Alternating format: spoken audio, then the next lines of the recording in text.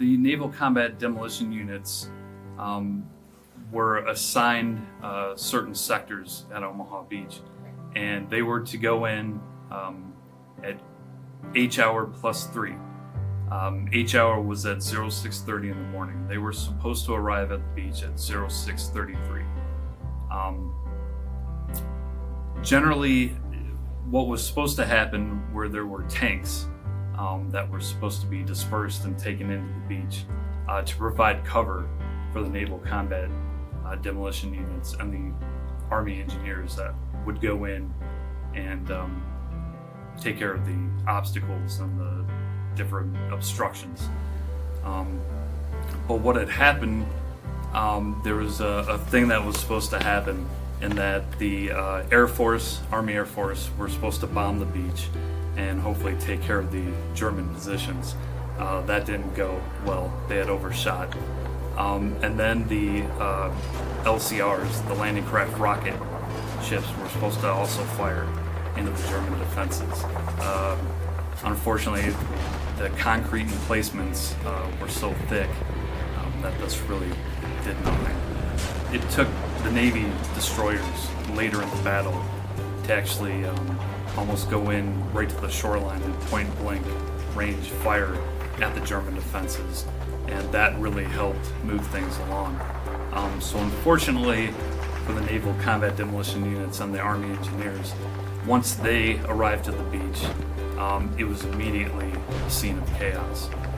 The Germans' defenses at the beach were just set up so well, and they had fields of fire, crisscrossing fields of fire, pre-sighted artillery, and things. And once these guys got off their landing craft, they were immediately just cut up, destroyed. On Omaha, there were 52% casualties suffered by the Naval Combat Demolition Units. 31 men were killed and another 70 were wounded. Utah Beach, they had an easier time of it.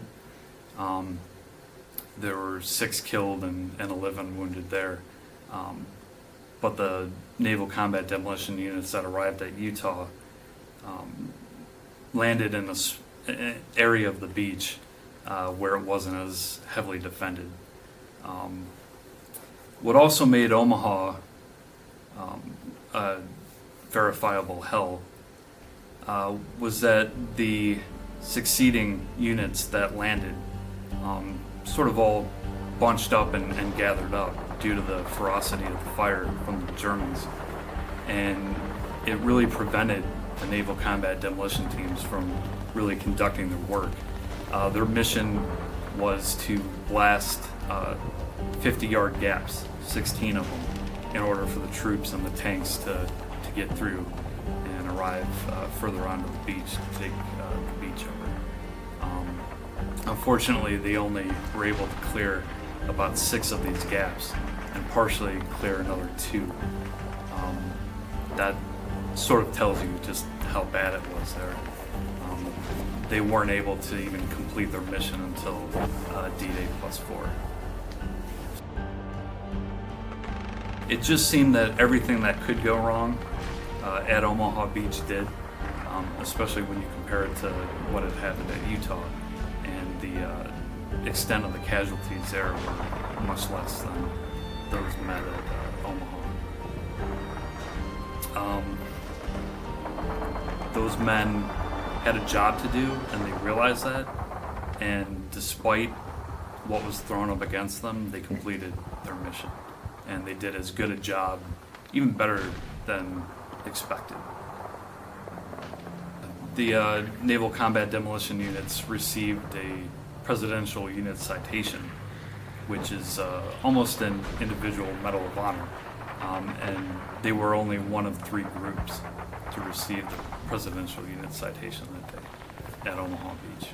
Again, you learn from the men and women that have come before you and what they've accomplished, their accomplishments. And sailors should take a look at that history and the heritage there. should make them proud.